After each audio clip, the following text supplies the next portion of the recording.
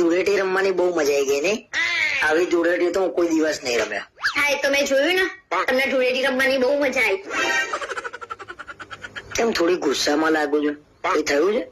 મને એટલે ગુસ્સો આવ્યો કે તમે તો છો જ એવા.